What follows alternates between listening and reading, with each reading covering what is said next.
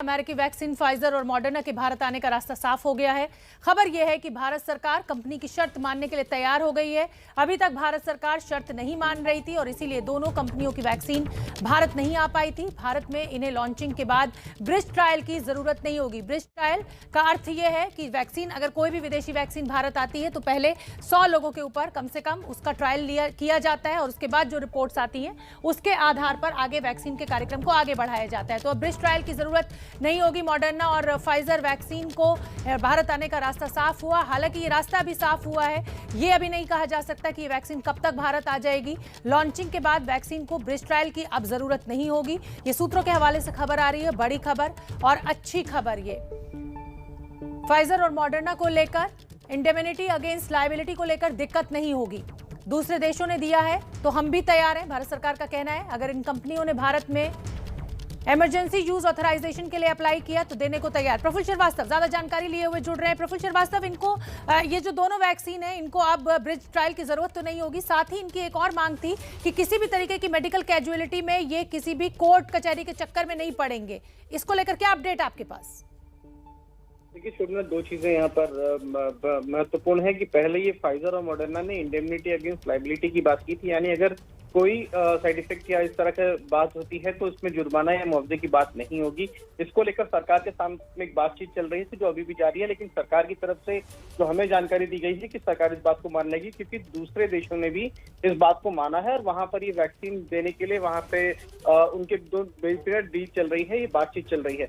वहीं दूसरी बात यह है कि केंद्र सरकार ने अप्रैल के महीने में जो बाकी देशों में खासकर यूरोपियन यूनियन, यूएस, अमेरिका और जापान में जो वैक्सीन को अनुमति मिली है इमरजेंसी ऑथराइजेशन की कोरोना के खिलाफ और या डब्ल्यूएचओ की लिस्टिंग में है, तो उन्हें भारत में अनुमति मिलेगी अगर वो अप्लाई करेंगे और उनको 100 लोगों पे ट्रायल करना पड़ेगा।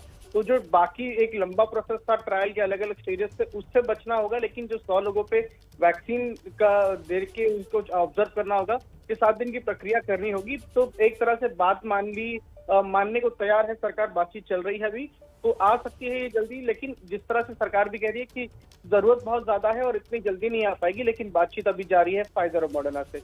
प्रफुल्ल श्रीवास्तव, आपने ये बात कही अपनी बात में कि सरकार का भी ये कहना है कि बहुत जल्दी नहीं हो पाएगी, लेकिन 1 जून में तो सरकार ऑलरेडी कह रही है कि 1 करोड़ के करीब वैक्सीन भारत में इसका उत्पादन हो जाएगा। अगर हम फाइजर और मॉडर्ना, अगर आप दिलचस्पी क्योंकि दिखाने लगी हैं, तो अगर हम टाइम एस्टिमेट करें लेमेंस लैंग्वेज में तो लगभग कितना समय लग सकता है? 2 से 3 महीने? देखिए थोड़ा ज्यादा वक्त लग सकता है क्योंकि अभी जो बातचीत चल रही है इसको मुकम्मल होना पड़ेगा। उसके बाद जब ये पूरी बातचीत हो जाएगी और उसके बाद किस तरह के वैक्सीन को कैसे दिया जाएगा, क्योंकि इन दोनों वैक्सीन के लिए जो स्टोरेज कैपेसिटी है या जो स्टोरेज है वो -70 डिग्री के आसपास है, तो उतना उसके लिए स्टोरेज बनाना पड़ेगा। ये बाकी वैक्सीन की तरह 2 से 8 डिग्री पे नहीं, इसके लिए स्टोरेज के लिए अलग व्यवस्था है। तो वो कैसे की जाएगी, कैसे लाई जाएगी, अभी भारत में इसका प्रोडक्शन कैसे होगा, क्या टेक्नोलॉजी ट्रांसफर होगी या फिर वहां से ही इंपोर्ट होकर आएगी, तो इन तमाम चीजों पे बात करें तो अगर 6 से 7 महीने से ज्यादा का वक्त लग जाएगा तो उसके बाद ही कह पाएंगे कि तब तक आइए। लेकिन फिलहाल बातचीत जो है एक सकारात्मक मोड पर है, जहां पर सरकार बहुत सारी चीजों को मानने को तैयार है। फाइजर ने और मॉडर्ना ने भी इच्छा जाहिर की है भारत में आने की। प्रफुल्ल श्रीवास्तव, अगर 6 से 7 महीने लगेंगे और तीसरी लहर की बात ये की जा रही है कि सितंबर तक तीसरी लहर का आक्रमण हो सकता है भारत पर, तो इस तरीके से देखते हुए तो ये बहुत विलंब है और मुझे नहीं लगता कि ये फिर उतना फायदेमंद है भारत के लिए। देखिए शोभना, इसमें यहाँ पे 2 चीजें समझनी होगी कि भारत के पास पहले से 2 वैक्सीन है, सीरम इंस्टीट्यूट की कोविशील्ड और भारत बायोटेक की कोवैक्सीन, और स्पुतनिक भी हमारे पास है, जो कि इन तीनों को इमरजेंसी ऑथराइजेशन मिल चुका है और इनके प्रोडक्शन भी बढ़ रहे हैं। जून के महीने में 12 करोड़ वैक्सीन डोजेस जो है वो दी जाएंगी, जिसमें ये तीनों ही वैक्सीन है, और अगले महीने के बाद से प्रोडक्शन और बढ़ जाएगी कोवैक्सीन और कोविशील्ड की। इस बीच में जितना ज्यादा हो सके सरकार भी कह रही है कि ज्यादा से ज्यादा वैक्सीनेशन करेंगे। और ये जो प्रोसेस है, क्योंकि ये एक वैक्सीन जो है ये देने में और उसको यहाँ लाने में इसमें वक्त लगता है, तब तक ये जो 3 वैक्सीन है ये दिया जाएगा लोगों को। और उसके अलावा कुछ और वैक्सीन जो कि बहुत ही जल्दी, जैसे जाइडस कैडिला की इमरजेंसी ऑथराइजेशन के लिए आ सकती है, उसके अलावा कुछ और वैक्सीन के ट्रायल जो है, जैसे भारत बायोटेक की नेजल वैक्सीन जो है उसके ट्रायल जो है वो जल्द खत्म होने की संभावना है। तो अगले 2 महीने में कुछ और वैक्सीन भी आ जाएंगी जिसका प्रोडक्शन भारत में ही होगा और वो भारत में उपलब्ध होंगी। तो इसीलिए भारत सरकार को ये मानना है कि अगस्त के बाद से स्थिति बहुत अच्छी होगी। ये जून के महीने में 12 करोड़ वैक्सीन है जो कि जुलाई में और बढ़ जाएंगी। तब जी। तक वैक्सीनेशन का जो कार्य है वो चलता रहेगा और इस बीच में जो फाइजर और मॉडर्ना की जैसी वैक्सीन हैं वो भी भारत लाने की तैयारी की जा रही है।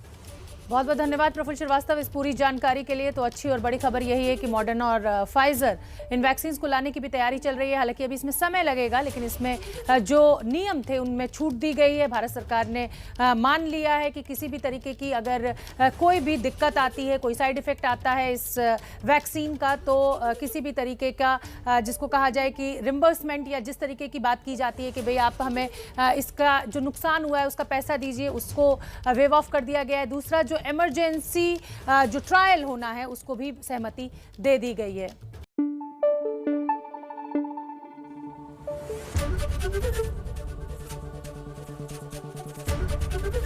एबीपी न्यूज आपको रखे आगे।